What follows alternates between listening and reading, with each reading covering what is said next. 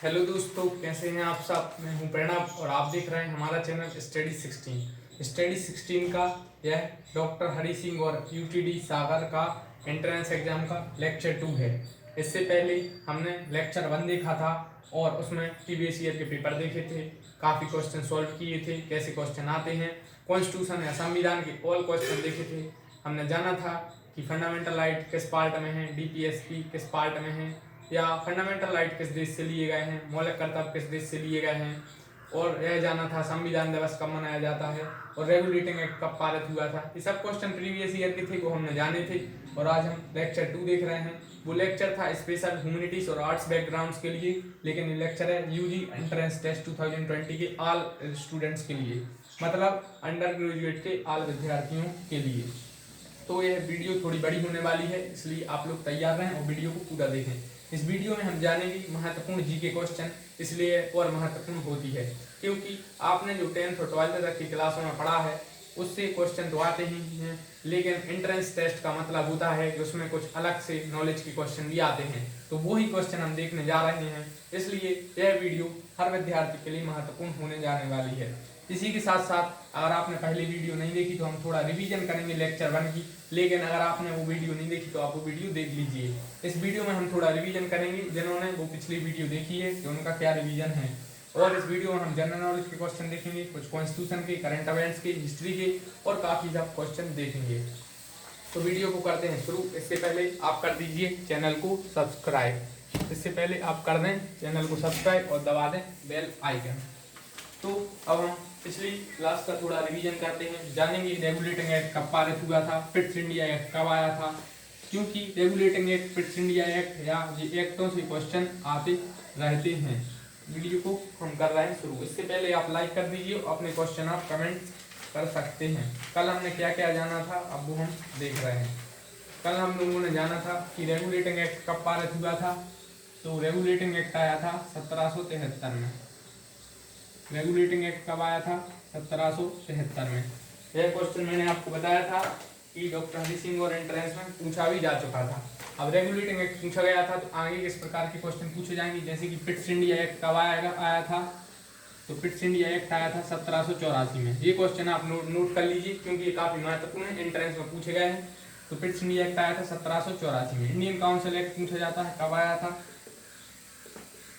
Indian council act पूछा जाता है।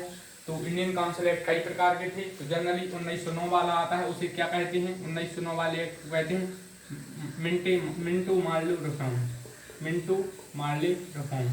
और एक इंडियन काउंसिल एक्ट 1861 का भी था। तो इंडियन काउंसिल एक्ट काफी थे, इसलिए इंडियन काउंसिल एक्ट से क्वेश्चन नहीं आते हैं क्योंकि उसमें कुछ हमें लिखना पड़ेगा। इसलिए जो जनरली जो क्वेश्चन आते हैं वो आते हैं 1909, मतलब मिंटो मार्ले रिफॉर्म से क्वेश्चन आएगा। और 1919 के एक्ट को क्या कहते हैं, यह क्वेश्चन आता है। 1919 के एक्ट को क्या कहते हैं, तो Montagu Chelmsford reform, Montagu Chelmsford reform, तो मॉन्टेग्यू चेम्सफोर्ड रिफॉर्म्स कहते हैं इस एक्ट को। तो ये महत्वपूर्ण है। और 1935 के एक्ट को क्या कहते हैं, तो 1935 के एक्ट को कहते हैं गवर्नमेंट ऑफ इंडिया एक्ट 1935। और जब आप संविधान पढ़ेंगे तो इस एक्ट से भारत के संविधान में काफी चीजें ली गई। तो रेगुलेटिंग एक्ट कब आया था, क्वेश्चन आता है, तो 1773 में। फिट्स इंडिया एक्ट कब आया था? 1784 में। Minto Morley reform 1909, Montagu Chelmsford reform 1919 और 1935 में गवर्नमेंट ऑफ इंडिया एक्ट। और पिछली वीडियो में हमने जाना था फंडामेंटल राइट संविधान के किस पार्ट में है? 3 में है।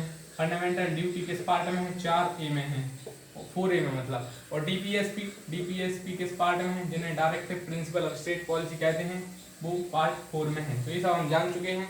अब आज की वीडियो हम शुरू करते हैं और बाकी का रिवीजन हम लोग अभी थोड़ी देर से करेंगे।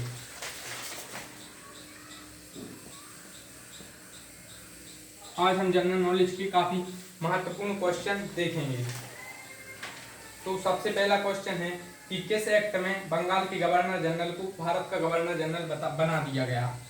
मतलब बंगाल का जो गवर्नर जनरल था उसे इंडिया का गवर्नर जनरल बना दिया गया।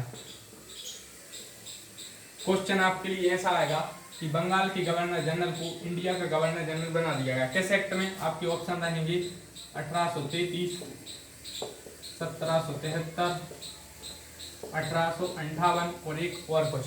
तो इसका जो राइट आंसर रहेगा वो 1833 रहेगा। विलियम बेंटिक को यह बनाया गया था।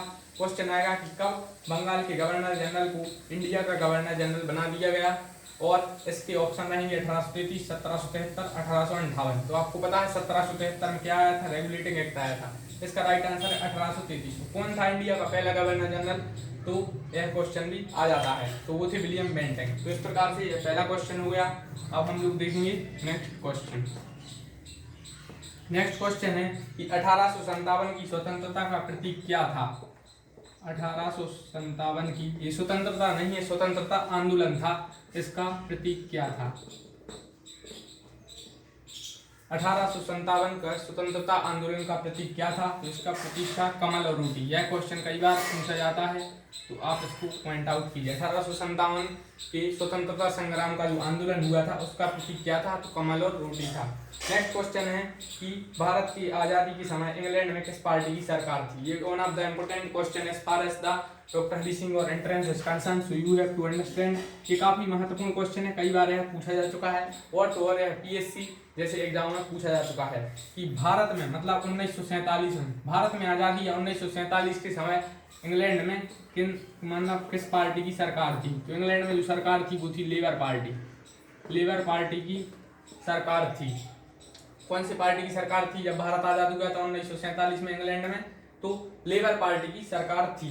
तो हम अभी तक हम लोग 3 क्वेश्चन देख चुके हैं। अब है चौथा क्वेश्चन कि schedule 8 is related to. Schedule का मतलब होता है अनुसूची, और 8वीं अनुसूची किससे रिलेटेड है। क्वेश्चन आएगा कि 8वीं अनुसूची किससे रिलेटेड है, या 8वीं अनुसूची में कितनी भाषाएं हैं। तो हम अनुसूचियों को डिटेल में पढ़ चुके हैं कि भारत के संविधान में जब लागू हुआ था 8 अनुसूचियां थीं। अभी भारत के संविधान में 12 अनुसूचियां हैं, और संविधान की जो 8वीं अनुसूची है इसमें भाषाओं को मान्यता दी गई है। क्वेश्चन आता है कितनी भाषाओं को मान्यता दी गई है, तो 22 भाषाओं को मान्यता दी गई है। और शेड्यूल 8 के लिए मैंने डिटेल में वीडियो बनाई है यूपीएससी के पॉइंट ऑफ व्यू से, आप वो देख सकते हैं। तो schedule 8 is related to 22 language of the Indian constitution. तो अभी तक हम लोग 4 क्वेश्चन देख चुके हैं। अब देखेंगे 5वां क्वेश्चन कौन सा है जो आपके लिए एंट्रेंस के लिए महत्वपूर्ण है। ये सबसे ज़्यादा इंपॉर्टेंट क्वेश्चन है, ये प्रीवियस ईयर में भी पूछा जा चुका है, और यूपीएससी जैसे एग्जाम में इस क्वेश्चन को या WTO से रिलेटेड क्वेश्चन पूछे जा रहे हैं। इसका कारण है कि WTO पिछले 2 साल से काफ़ी चर्चा में है, और इसलिए पूछा जाएगा कि WTO का हेडक्वार्टर कहाँ पर है। WTO का हेडक्वार्टर जेनेवा में स्थित है। क्वेश्चन ये भी आ जाता है कि जेनेवा कहाँ है, तो स्विट्जरलैंड में है, शायद आप चेक कर लीजिए, स्विट्जरलैंड में है जेनेवा। और एक और आ जाता है कि अंतरराष्ट्रीय न्यायालय का मुख्यालय कहाँ स्थित है। BA LLB एंट्रेंस में है, और LLB में भी पूछा गया था, एक बार BA में भी पूछा गया था। सबसे ज़्यादा पूछे जाने वाला क्वेश्चन है कि जो अंतरराष्ट्रीय न्यायालय है उसका मुख्यालय कहाँ स्थित है, तो नीदरलैंड में स्थित है। हेग एक जगह है या वहाँ का एक शहर है, नीदरलैंड में है यह, वहाँ पर स्थित है। क्वेश्चन कई बार आ जाता है कि नीदरलैंड की राजधानी क्या है, तो नीदरलैंड की राजधानी एम्स्टर्डम है, आप लोग देख लीजिए। तो WTO का मुख्यालय कहाँ पर स्थित है, तो जेनेवा में स्थित है। अभी तक हम लोग 5 क्वेश्चन देख चुके हैं। अब बात करेंगे 6वें क्वेश्चन की, जो काफी महत्वपूर्ण है डॉक्टर हरि सिंह और विश्वविद्यालय के एंट्रेंस के पॉइंट ऑफ व्यू से। तो इकोनॉमिक्स का पितामह किसे कहा जाता है, who is called the father of economics. Economics तो आप जानते हैं जिसे अर्थशास्त्र कहते हैं, तो इकोनॉमिक्स का पिता कहा जाता है एडम स्मिथ को। जी हाँ दोस्तों, एडम स्मिथ इज कॉल्ड